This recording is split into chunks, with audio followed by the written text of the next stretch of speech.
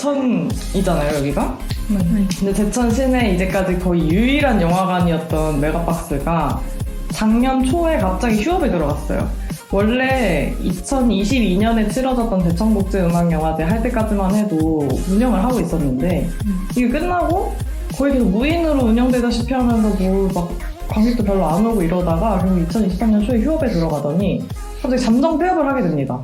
그 이후에 이제 제천 강제동에 CGV가 새로 생겨요. 2022년에.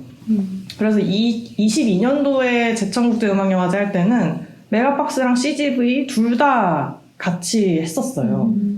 근데 갑자기 2023년 말부터 휴업에 들어가더니 현재 폐관을 했습니다. 그래서 제천에 영화관이 없어요. 근데 저는 사실 처음부터 좀 이해가 잘 안 갔던 게 제천은 지금 국제영화제가 우리나라에 하는 곳이 별로 없잖아요, 지역에. 그쵸. 근데 그중 하나가 제천인데 제천은 지금 20년 동안 국제영화제를 개최한 도시인데 독립영화나 예술영화를 단독으로 보여주는 그런 전용 극장이 하나도 없었습니다. 그래서 저는 그것부터가 좀 제천은 시네필리아 호소인으로서 제천은 영화도시에 뭔가 이런 마케팅을 하면 안 된다고 생각을 합니다. 저는 이제 또 제천 사람이다 보니까 아하. 그 세저리 분들이 저를 보면은 그럼 영화는 그러면 이제 회관됐는데 그럼 어디서 보세요? 뭐 이렇게 얘기를 많이 하시는데 근데 또 사실 저는 그러면 또 얘기할 게 없는 게 저는 사실 코로나 전에도 영화관에 잘 안 갔어서 저는 영화를 주로 OTT로 보거든요. 아하. 영화관이 망한 이유. 이제 여기에 갇혀있다 보면 갇혀있다는 표현도 웃기긴 한데 진짜 문화생활이 절실해지거든요. 근데 영화관 나들이도 못하게 됐다고 생각하니까 괜히 더 영화를 보고 싶어지는 그런 게 그래서 저는 원래도 영화를 좋아해서 영화관에 진짜 자주 갔거든요. 근데 여기서는 영화를 못 본다고 생각을 하니까 뭔가 더 영화를 보고 싶고 그래서 영화의 밤 위원회를 지원한 것도 있거든요. 근데 이렇게 뭐 영화관을 사랑하는 분들도 계시고 저처럼 뭐 영화관에 안 가는 분들도 계실 테지만 근데 그렇더라도 제천 무려 시에서 영화관이 아예 없다는 거는 문화 접근성이나 지역 소멸과도 관련이 깊은 문제라고 생각해요. 그럼 이쯤에서 좀 정리해서 소개를 해보겠습니다. 캐치프레이즈를 한번 정해봤어요. 저널리스트의 삐딱한 시선으로 파고 들어가는 영화 이야기. 디깅 어게인 시즌2 저널리즘 시네마 시작합니다.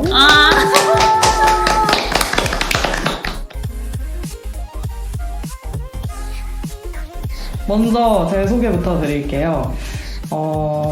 안녕하세요. 안녕하세요. 제천에 있는 해병대 저널리즘 대학원 다니고 있는 루키입니다. 반갑습니다. 저는 고독이라고 합니다. 고독을 사랑해서보다는 동기들이 저를 자꾸 고민 중독이라고 부르더라고요. 그래서 고민 중독을 줄여서 고독입니다. 근데 제가 고독 씨랑 같은 방을 쓰는데 고독 씨가 진짜 평소에 고민을 너무 많이 해서 예를 들면? 진짜 옆에서 속이 너무 답답해요. 이게 뭔가 오늘의 할 일을 정할 때도 그걸 뭘 먼저 해야 되는지 뭘 나중에 해야 되는지 이런 것도 하나하나 다 고민하고 정말 고민을 깊이 하는 사람이구나 라는 걸 옆에서 보고 있습니다. 네, 안녕하세요. 저는 뮤즈라고 하고요. 다들 뮤즈가 예술과 철학의 여신인 거 아시죠? 그래서 사실 뮤즈가 제 추금이거든요. 예술과 철학의 여신이 되고 싶어서 그렇게 뮤즈라고 불러주세요. 쭈꾸미요? 아시는 분들은 아시겠지만 저는 시즌1에서도 등장했었던 루키입니다. 루키는 제가 또 좋게 말하면 탄미주의자, 좀 거칠게 말하면 루키즘에 절여져 있는 사람이라 거기서 루키라고 따왔습니다. 시즌1과 다른 멤버들로 이렇게 패널이 꾸려졌잖아요. 이 계기를 좀 청취자분들께 말씀드리고 싶은데 두 분은 제가 어느 날 갑자기 두 분 그 기숙사 방에 쳐들어갔던 날 기억하시죠? 어떠셨어요? 잊을 수 없죠. 정말 당황스러운 날이었어요. 좀 밤이었는데 갑자기 저희 말고 또 다른 룸메한테 전화가 왔어요. 근데 5분 뒤에 루키님이 이 방에 오신다.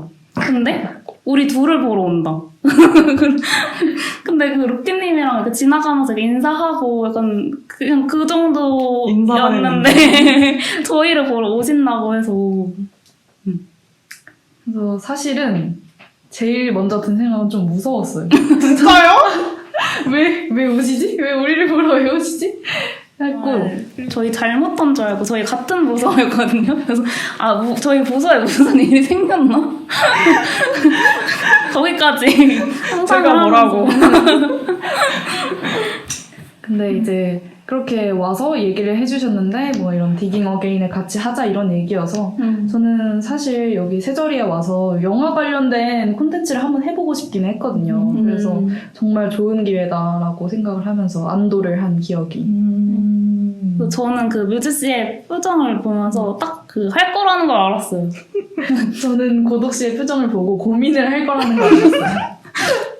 그래서 이제 뮤즈 씨는 할 테지만 저는 이제 좀 시간이 필요해서 고민할 시간을 달라. 그럼 내일까지 제가 답변을 드리겠다 했었죠. 근데 저는 팟캐스트라는 형식을 언젠가 정말 이 세저리가 아니더라도 인생에서 한 번쯤 뭔가 버킷리스트로 해보고 싶었거든요. 근데 이거를 팟캐스트를 같이 해보자 이렇게 제안을 주셔서 일단 또 그게 하고 싶었고, 근데 좀 제가 또 고민이 됐던 부분은 뭐냐면 영화라는 콘텐츠가 내가 할 얘기가 있을까 싶었거든요. 저는 사실 그 콘텐츠 편식이 심해서 제가 좀 조금이라도 싫어할 요소가 있으면 좀 안 봐요. 근데 이제 제가 안 보면 그 마음이 없어질 줄 알았는데, 뭔가 이런 부분이 싫고 이런 마음이 그냥 안 보면 없어질 줄 알았는데 그게 계속 있더라고요. 그러니까 다른 사람들이 그걸 보는 것도 싫은 거야. 근데 그 모습을 보면서 참 조금 쪼잔한데?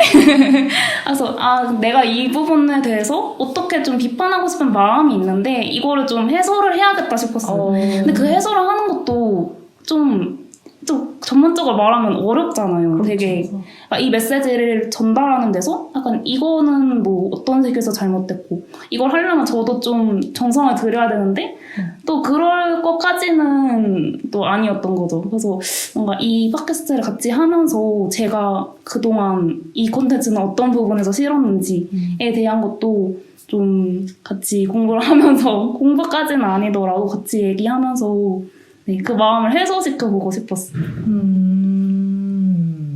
중요한 부분이네요. 이게 그 콘텐츠를 뭐 예를 들어서 드라마라고 했을 때 드라마 이 작품이 뭔가 여혐 요소가 엄청 강하다는 게 막 이미 막 보도가 많이 났어. 난 보진 않았지만. 그러면은 시도도 하기 싫어지잖아요. 정주행부터도 막 별로 안 땡기고. 근데 거기서 그냥 냅두고 끝내면 뭔가 해소가 안 되어 있긴 해요. 내가 이걸 얼마나 빠았는지 보자. 한번 들여다보고 이 부분이 여기서 조금 이걸 놓쳤네. 이게 좀 잘못된 거네. 관점이 틀렸네. 라고 좀 내가 좀 따박따박 이제 비판할 지점들을 정리해 놓으면은 이제 어디 가서 어떤 콘텐츠에 대한 얘기를 나누거나 뭐 내 기사를 쓸 때도 그게 진짜 잘 활용되더라고요. 이제 이 프로그램은 무슨 얘기를 하는 프로그램인지, 우리가 어떤 사람인지 얘기했다면 이 프로그램은 뭔지에 대해서 좀 얘기를 해보려고 해요. 그러기 위해선 제가 두 분께 좀 딥한 질문을 드릴 건데 먼저 너무 고독해하지 마세요. 이제 또 고민이 시작해요. 영화가 이제 이런 대중사회에서 지니는 의미가 무엇이라고 생각하는지, 그 의미가 일단 있는지 없는지부터 얘기해 주셔도 좋고, 있다면 어떤 것인가? 일단 정말 딥한 질문인데 그렇죠. 평소에 이거를 뭐 생각해 본 적은 없긴 하지만 그냥 지금 생각했을 때 엄청 크다고 생각해요. 대중사회에 미치는 그 영향이 크다고 생각하는데, 왜냐면은 우리가 왜 그런 질문도 하잖아요. 누구를 처음 봤을 때 뭐 당신의 인생 영화는 무엇인가요? 이런 질문도 많이 하잖아요. 그쵸. 그런 질문에서부터가 뭔가 영화의 유형에 상관없이 우리한테 그냥 일상적으로 영화 자체가 지니고 있는 의미가 되게 커서 나오는 질문이 아닐까라고 생각을 했고, 그만큼 그 이제 영화가 뭐 2시간 정도짜리의 영화가 누군가에게 되게 큰 울림을 주기도 하고 어떤 의미를 되게 크게 갖는다는 점에서 대중사회에 지니는 의미는 충분히 있다고 생각을 합니다. 저는 영화가 오락과 예술의 중간 지점이 아닌가 생각하는데 뭐 그게 위계가 있다는 게 아니라 우리가 보통 뭐 데이트 코스를 생각하더라도 만만한 게 뭐 카페 갔다가 영화 보는 거잖아요.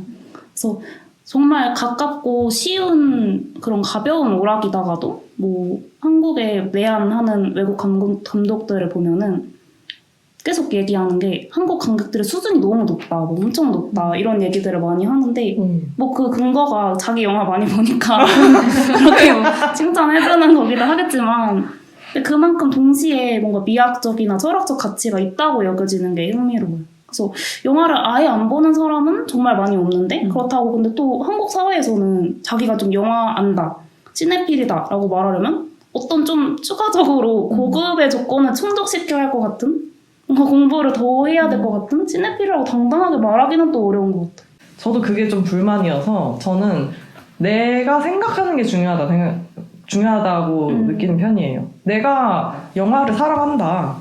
그러면은 그렇게 말할 수 있는 거 아닌가? 뭐 이런 생각이거든요. 저는 약간 그런 생각도 하는 게 사람들이 영화관은 생각보다 되게 자주 가거든요. 영화관에 가서 영화 보는 건 되게 자주 하는데 그 보는 영화가 좀 제한되어 있다는 거죠. 약간 우리 한국 영화관 산업이 좀 이제 프랜차이즈식 영화를 자주 상영하고 최근에 이제 스크린 독점이라는 말도 나올 정도로 좀 뭔가 인기가 많을 것 같은 상업 영화 위주로만 보여주니까 이제 또 그런 시네필의 기준이 뭐 어떻다 저떻다 이런 얘기도 나오는 게 아닐까. 뭐 하나로 단정 지을 수 없는 게 대중이라는 거니까. 그래서 저 역시도 이제 영화는 진짜 이 대중사회에 그냥 그 문화계뿐만이 아니라 이 문화를 향유하는 사람들 대상으로 영향을 끼친다는 게 아니라 그냥 우리 사회 전반에 전 되게 많은 영향을 끼치고 있다. 저도 그렇게 생각해요. 이건 두 번째 질문인데 이제 우리처럼 저널리스트를 준비하는 이른바 언시생들 고시생이다 보니까 할 일도 많은데 영화를 눈여겨봐야 할 이유가 있을까요? 있다면 뭐라고 생각하세요? 예, 영화를 보는 게 생각보다 시간도 오래 걸리고 되게 정성을 쏟기가 힘든 영역이긴 한데 저는 영화가 어떻게 보면 또 다른 시선을 제기할 때도 있다고 생각을 해요. 그래서 물론 안 그런 영화도 있지만 이렇게 공정한 시각으로 사회를 보는 시각이 필요한 게 우리 같은 저널리스트를 준비하는 언시생들이잖아요. 그래서 그런 영화들을 위주로 보면 분명히 도움이 되는 게 있다고 생각을 하거든요. 저는 모든 영화는 조금이라도 전달하고자 하는 메시지를 분명히 내포하고 있다고 생각을 해요. 그래서 영화가 말하고자 하는 바를 이렇게 자세히 살펴보면은 오히려 더 객관적으로 사회를 바라보게 될 때도 있고요. 그래서 고독은 어떠세요? 저는 일단 둘 다 저널리스트와 그리고 뭐 영화 감독이 둘 다 대중을 상대하는 면에서 같다고 생각해요. 아까 막 1000만 영화 얘기도 하셨는데 영화는 특히 그러니까 영화관 상영까지 끝나는 게 아니라 관객들의 반응까지가 하나의 영화라고 생각을 하거든요. 예를 들어 감독이 자기는 이런 의도로 만들었는데 좀 다르게 관중들이 소비를 하기도 하고 그러면서 또 새로운 담론을 만들어내기도 하고 그러면서 또 그 영화의 의미가 바뀌기도 하고 영화를 통해서 다시 조명되는 사회 문제도 많다. 그만큼 관객 참여가 활발한 콘텐츠고 그러다 보니까 대중의 관심도 높고 예를 들어서 뭐 기생충 같은 경우에도 뭐 한국에 그렇게 뭐 부의 양극화나 계급 문제 있는 거 다 아는데 늘 있었던 문제잖아요. 특별한 문제가 아니라. 근데 또 다시 조명되는 걸 보면은 좀 언론에서도 관중들의 참여나 이런 면에서 좀 볼 게 많지 않나 생각해요. 저는 영화만큼 그 대중이 일반 시민이 가장 쉽게 바로바로 반응할 수 있는 어떤 콘텐츠가 없다고 생각해요. 그 원래는 이제 기사, 뭐 뉴스, 다큐멘터리, 뭐 드라마 등등 여러 이것들을 방금 말씀드린 것들 모두 다 그냥 콘텐츠라고 편의상 부른다면 영화는 보고 왜 그 한미디어, 쿨미디어 막 이렇게 나누잖아요. 영화는 일단 사람들이 직접 자기가 돈 내고 보러 가는 거기 때문에 그만큼 나 얘를 집중해서 볼 거야가 일단 보증이 되어 있단 말이죠. 그렇기 때문에 가장 푹 빠져들어서 이 메시지를 읽어내려는 노력도 하고 근데 이제 뉴스 기사 같은 경우는 내가 막 돈 내고 이 기사만을 기다렸어 이러진 않잖아요. 그냥 지나가다 보죠 사실. 솔직히 말하면 포털에서 그냥 검색하다 보고 그러다 보니까 같은 얘기를 전하고 있어도 어떤 우리 사회에서 아직 조명되지 못한 진짜 되게 조명이 필요한 유의미한 어떤 사안을 같이 전하고 있어요. 예를 들어서 기사와 영화가 둘 다. 그래서 사람들은 영화에 더 반응해요. 그러니까 좀 이런 방식으로 대중과 소통이 잘 되고 있는 이 부분을 그 저널리스트들이 보고 배워야 할 필요가 있다고 느꼈어요. 내 기사가 사실 한 명도 안 읽으면 정말 의미가 없잖아요. 한두 사람에게라도 더 읽혀야 기사를 쓴 의미? 이게 출고가 되고 보도가 된 의미가 있는 건데 어떻게 독자와 소통할까? 어떻게 대중과 호흡할까를 고민할 수 있게 해준다는 면에서 영화가 되게 저널리스트들한테는 중요한 영역인 것 같고 그리고 또 하나는 영화를 통해서 사회를 배우기도 한다. 단순히 어떤 그냥 취미로 제한되는 영역이 아니고 좀 같이 해나가는 나한테 유익한 공부가 될 수도 있다 이런 생각을 늘 했었어요. 이게 뭐 재밌으려고 보는 거지 왜 보면서 스트레스 받아야 돼 하는 사람도 있어요. 맞아요. 근데 그 스트레스 받는 게 아니라 그것도 내 사고 훈련? 공부거든요, 사실. 그러니까 내가 싫어하고 막 너무 빠았어, 너무 정치적으로 올바르지 못해. 이게 사실 이게 스트레스일 수는 있는데 그런 콘텐츠가 왜 나왔는지도 생각해야 되잖아요. 저는 좀 얘기를 해보고 싶은 게 독립영화 얘기도 좀 해보고 싶거든요. 왜냐면 저는 독립영화를 특히 좋아하는데 그 독립영화를 좋아하는 이유가 뭔가 독립영화는 사회의 눈치를 안 봐도 된다. 사회 눈치를 잘 안 본다. 이런 특징이 있어요. 그래서 어떤 독립영화는 진짜 추악하고 진짜 보면 불쾌할 정도로 스트레스 받을 정도의 그런 민낯까지 가리지 않고 보여주기도 하는데 그런 영화를 볼 때 우리가 불쾌감을 느끼는 이유가 그게 현실이라서 그렇다고 생각을 하거든요. 그래서 그런 현실을 받아들이는 걸 회피하고 싶어서 그래서 독립영화를 잘 안 보게 되는 것도 있는 것 같고 독립영화 자체가 정말 작가주의의 끝이라는 그런 평가도 있잖아요. 그래서 어떻게 보면 그게 저널리즘과는 또 거리를 두는 지점일 수도 있는데 어떻게 보면 저널리즘과 엮어서 얘기해보면 재밌을 것 같다라고 생각을 해서 언제 기회가 된다면 독립영화 얘기도 꼭 해보면 좋을 것 같아요. 독립영화 특집으로 약간 한 회차 그렇게 내보내는 거죠. 고동은 어떠세요? 저는 아까 저널리즘 얘기한 것처럼 저널리즘도 그렇고 좀 페미니즘 담론이나 로컬리티나 좀 또 다른 영역들을 저희가 좀 새로운 시선에서 말을 할 거를 좀 기대를 하고 있고 그리고 저희 셋이 좀 캐릭터가 뚜렷하기 때문에 좀 풍부한 대화가 오고 가지 않을까. 그리고 개인적으로는 저는 그 공포 영화를 좋아하는데 안 어울려. 공포 영화에서 그 좋아하는 말이 공포 영화는 정상과 비정상의 경계가 그 허물어진다? 이런 얘기를 제가 좋아하거든요. 그러니까 무슨 뜻이에요? 그 관객 입장에서는 이게 공포 영화를 보는 거를 알고 들어가잖아요. 이거 공포 영화라는 거를. 그래서 분명히 뒤에 평화롭지만 안 좋은 일이 생길 거라는 걸 알고 있잖아요. 관객은. 근데 거기서는 그 이상을 계속 감지하고 비정상적인 사람들이 어떻게 보면은 맞는 사람들이란 말이에요. 거기서는. 옛날 그게 좀 영화가 계속 나오다 보니까 이전 영화에는 좀 정말 전형적으로 그 당하는 여성 주인공으로 등장했던 사람이 이제는 나이가 들어서 생존자로 등장을 해요. 그때 그런 살인마한테 그런 일을 겪었던 생존자. 그래서 그 사람은 사회에서 좀 비정상으로 취급을 받는 이유가 너무 과잉으로 행동을 하는 거예요. 그러니까 막 방도 막 다 걸어 잠그고 막 무기고를 만들고 그 살인마가 언제든 다시 올 걸 아니까 엄청 뭐 딸한테도 계속 막 총기 연습을 시키고 그래서 딸이 막 집에 나간단 말이에요. 근데 결국은 저희는 알죠. 그 사람이 맞다는 걸. 그러니까 살인마가 올 거라는 걸 알죠. 그래서 그 사람이 맞다는 거 아는데 거기서는 되게 그 사람이 비정상으로 취급이 되는 거예요. 되게 근데 중요한 포인트다. 사실 살인마도 엄청 사실 말도 안 되는 캐릭터거든요. 뭐 몇 번 찔리고 뭐 일어나고 그럼 정말 진짜 비정상의 경계, 그냥 비정상 자체인데 그 비정상이 찾아옴으로써 오히려 정상과 비정상 경계가 바뀌고 그런 면이 저는 좀 재밌더라고요. 그러니까 뭐 유령이나 귀신이나 이런 얘기 사람들이 평상시에 잘 하지 않잖아요. 그런 좀 비정상적인 경계인데 오히려 그게 중점으로 두면서 좀 사회에서 원래 취급됐던 정상과 비정상의 경계가 좀 뒤바뀌는 경험을 할 수 있는 면에서 저는 공포 영화를 좋아해서 좀 공포 영화 얘기도 언젠가 저희가 또 할 수 있지 않을까 싶습니다. 정상성이 주는 어떤 갑갑함을 느낀 적이 있어서 더욱 그 공포 영화의 재미를 느끼는 걸 수도 있겠어요.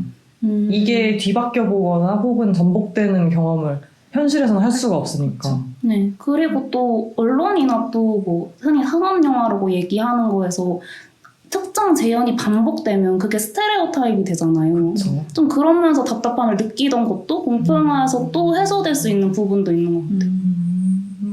그리고 뭐 작품 얘기뿐만이 아니라 이제 우리 서로 좋아하는 감독이나 뭐 배우나 이런 얘기도 해보면 좋겠다 이렇게 생각합니다.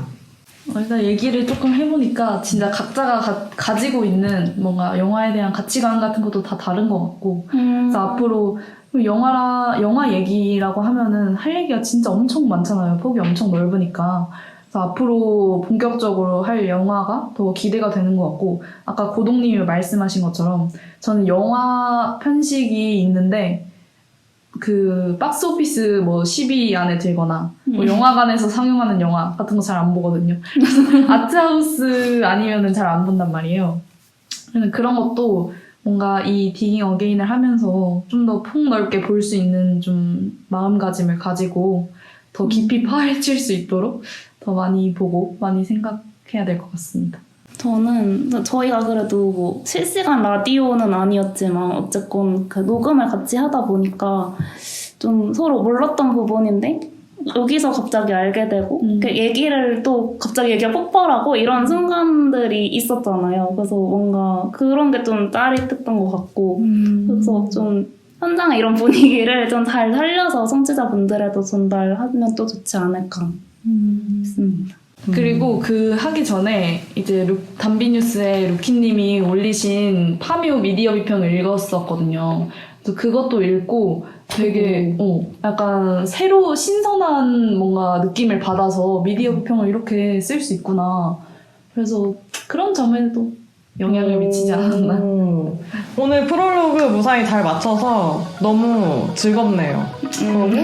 재밌을 것 같다. 앞으로도 그런 기대가 됩니다, 여러분. 우리 마무리 멘트도 뭘 할 건지 차차 정해보는 걸로 하고 오늘은 그냥 안녕으로. 네, 지금까지 들어주셔서 감사합니다, 여러분. 안녕. 안녕.